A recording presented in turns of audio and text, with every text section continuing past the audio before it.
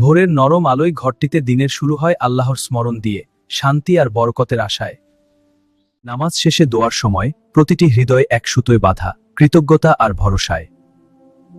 ছেলেটির চোখে আজ অন্যরকম কৌতূহল, দূরে খামার, সেখানে যেন নতুন কিছু অপেক্ষা করছে।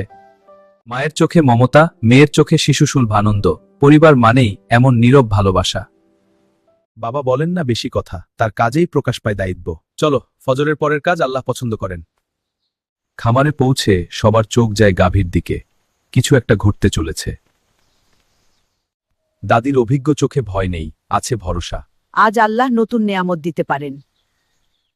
দেখ বাবা, গরুটা কত সুন্দর। হ্যাঁ, কিন্তু একটু ভয় লাগছে। কৌতূহল আর একটু ভয়, শিক্ষা শুরু এখানেই। আল্লাহ।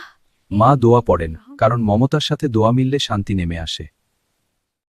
পরিষ্কার পরিচ্ছন্নতা শুধু কাজ নয়, এটা ইবাদতের অংশ।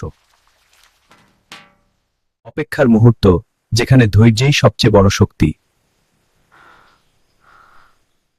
ভয় নয়, বিশ্বাস রাখো। দাদি মনে করিয়ে দেন, সবই আল্লাহর ইচ্ছায়। নীরবতার মাঝেও আল্লাহ কাজ করেন। একটি নতুন জীবন, আনন্দের কান্না যেন আকাশ ছুঁয়ে যায়। আলহামদুলিল্লাহ, কৃতজ্ঞতার শব্দে ভরে ওঠে খামার। আলহামদুলিল্লাহ, আলহামদুলিল্লাহ। ছোট্ট হাসি, হালাল আনন্দের রং। ও কত ছোট! আনন্দের সাথে দায়িত্ব, দাদির শিক্ষা এখানেই। নেয়ামতের যত্নই কৃতজ্ঞতার প্রমাণ। মা শেখান নরম হাতেই ভালোবাসা টেকে। হ্যাঁ, এভাবে আস্তে আস্তে। আমি পারছি মা। ভয় কেটে যায় মমতায়।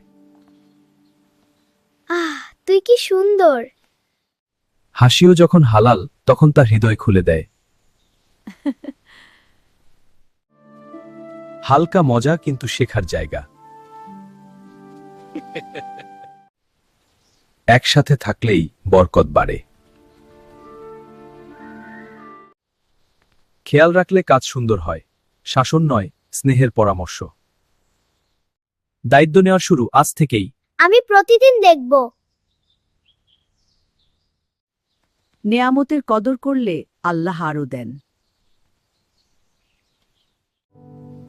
এই হাসিই পরিবারের শক্তি।